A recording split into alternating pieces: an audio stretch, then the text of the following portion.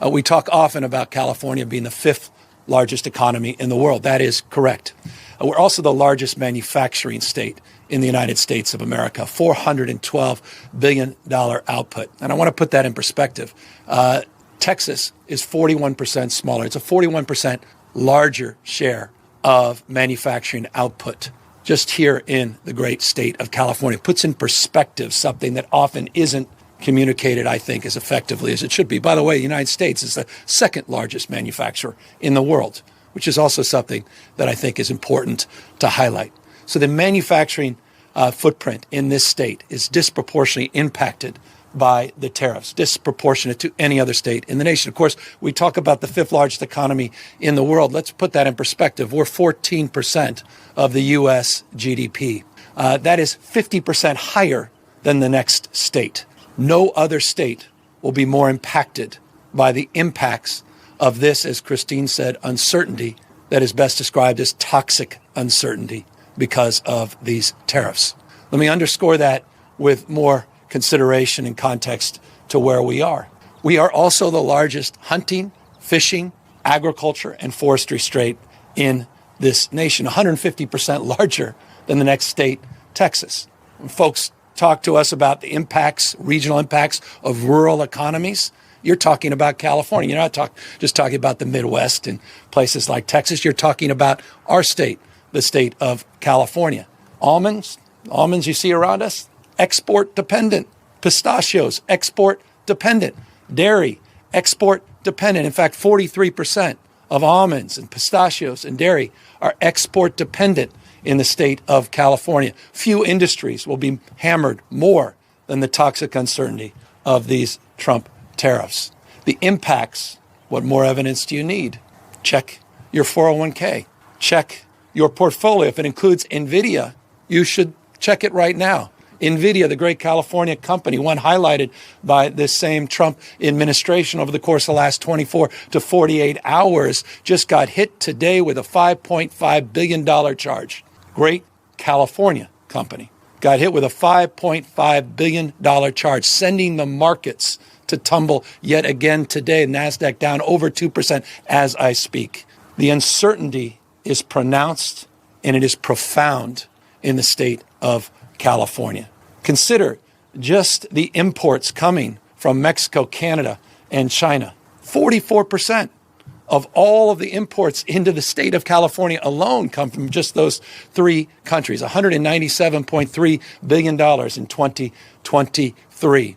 The impacts of these tariffs, particularly on those three countries, disproportionately impact the state of California. Across the spectrum, the impacts are off the charts. We talk about regional disparities. The impact in counties like this, counties like Kern, rural parts of the state will be outsized.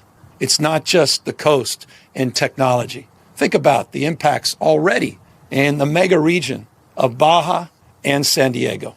Chris, you were talking about the integration of supply chains and a deeper appreciation and understanding that decades and decades forming a relationship, building trust, manufacturing, one side of the border, assembling on the other side of the border. You think about the impacts, the automobile industry, electronics, aerospace, in our state alone, disproportionate impacts. So California, why California? Well, that's why. No state is poised to lose more than the state of California. So that's our state of mind. And that's why we're asserting ourselves on behalf of 40 million Americans.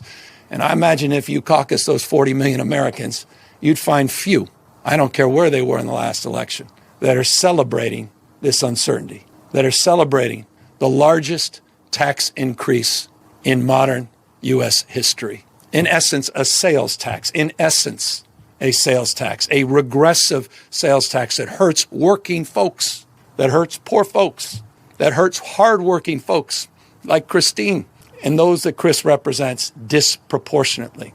This is recklessness at another level. The geopolitical impacts are outsized. The trade impacts are outsized, not just the economic. That's why we were up in Canada making a case anew to try to encourage Canadians. What the hell do we have on the Canadians? Mocking people in another country, one of our great partners, talking about being a 51st state. The fact that we had to invest in advertising up in Canada and encourage people to come to the great state of California, where 2 million Canadians visited last year, is a sign of the times, a testament to the moment we're living in. We're 2,000 miles away from Washington, D.C. We're a world away from the values that are emanating out of the White House. Again, that's why we're here. That's why we are asserting ourselves. I can't imagine anything more unifying for a state at this moment than stepping up as we're stepping up here today on this critical issue. So I just, again, want to thank the Attorney General, who has not been timid. He mentioned 14 lawsuits. We overall have 15 when you had the one he wasn't directly involved in.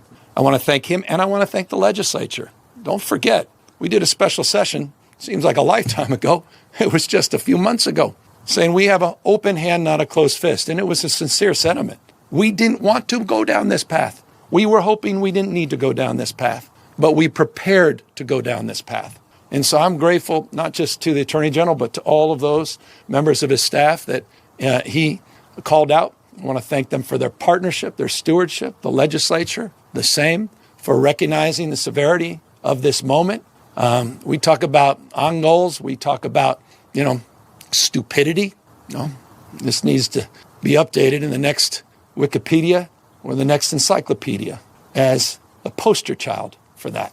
It's a serious and sober moment. And I'd be, in closing, lying to you if I said it can be quickly undone. And that's why we have a unique responsibility to do more at this moment as well. And I've been involved in, I think, 19 or so MOUs with countries around the world. We've been reaching out to foreign leaders. They've been reaching out to us. And the critical nature of subnational trade and people-to-people relationship cannot be understated at this moment.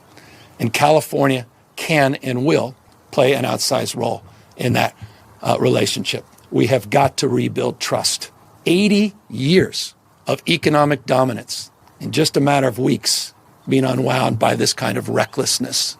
And so we are here very mindful of the anxiety that this has imposed on all of you, and very mindful of our role and responsibility at this moment, not to be bystanders, and try to shape this debate and shape this conversation. And this lawsuit is a meaningful and justifiable effort to do just that, to be accountable at this critical moment in not just California history, but American and world history. With that, we're here to answer any questions. Well, how can you not be? I've got 4 kids.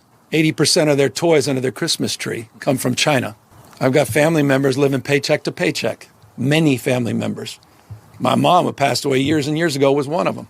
I mean, no rationale, no plan, no conscience to what it's doing to real people, no consideration of congressional responsibility. Where the hell is Congress? Where the hell is Speaker Johnson?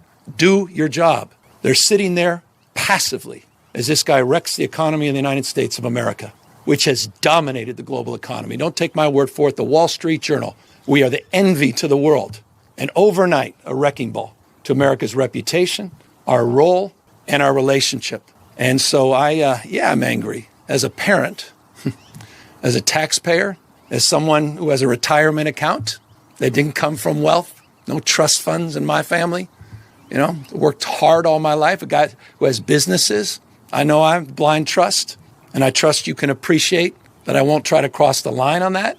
But as someone who's built a business that also is export dependent, some of them, industries like ag that I'm involved in, I have a unique understanding. It's not an academic understanding of the stress that folks are going through.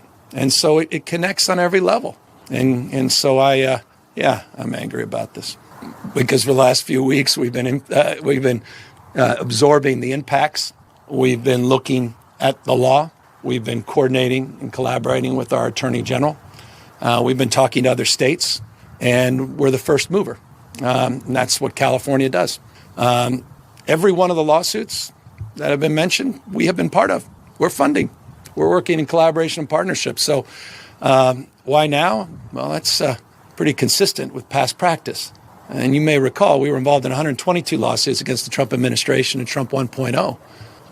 And this, the 15, it's 137. There's no more, I think, assertive state in our union that's standing up for the state of this union than the state of California. Well, we have great relationships, not good relationships, great relationships. You've seen, they've shared, not just me, some of the recent meetings we've had with the ambassador to Germany, ambassador to UK, to the premier just 48 hours ago, the premier of British Columbia. Those are just 3 recent examples. That doesn't even include all the other private conversations I've had that we're respecting the privacy. All the outreach, the MOUs that people are looking to see if we can update the relationships they're trying to maintain, and the imperative. They want to know that we're a stable partner. They want to know we're not going to turn their back as this administration's turned their back on our allies. And they want to know that we're going to continue to have their back as it relates to addressing the anxiety and uncertainty, particularly as it relates to their making a case. And I find this interesting, making a case that we don't even need to make, but they're making, that California is not this administration in terms of policy in context of retaliatory tariffs. Now, I have no authority in terms of international trade. I recognize the limitations. That said, during the governor's office of business, we created an international arm. We've been very proactive, very aggressive. Lieutenant governor has been a leader and point person in that respect. And so we're building on that work, and we're building on those relationships. And we have lined up many, many subsequent meetings. And I think the Visit California announcement we made 48 hours ago is indicative of the kind of proactive work we'll be doing to reach out to our trading partners and make the case that California has their back, and we want them back visiting the state. We want them continuing to trade with this state. We want to continue to maintain our dominance. By the way, I haven't even brought up the port of L.A., the port of Long Beach, and the fact that 40% of the goods movement in this country comes through those 2 ports. I haven't even brought up the pizza shops and the coffee shops that are disproportionately dependent on that trade every single day. I mean, this is not even complicated. The impacts of small businesses that cannot pass along these increased costs, that are losing customers. The impacts, and I don't want to speak for Chris and others, but the impacts already on the lack of investment. Any business person, small or large, uncertainty is the number one enemy. Just give us certainty. The one certainty that is the only certainty we have is uncertainty. That literally on a whim, day to day, hour to hour, phone call from a donor to a phone call from another donor, that there will be a waiver. There will be an exemption. I mean, from free capitalism to crony capitalism, just like that. Corruption? This is the personification of corruption. I appreciate the press. You chase this for a living. This is smash mouth in your face. Every minute of every day, every hour, and you know it. You've seen it. How in the hell are we sitting by and allowing this to happen? So again, that's the why, and that's what we are pushing back against in this lawsuit.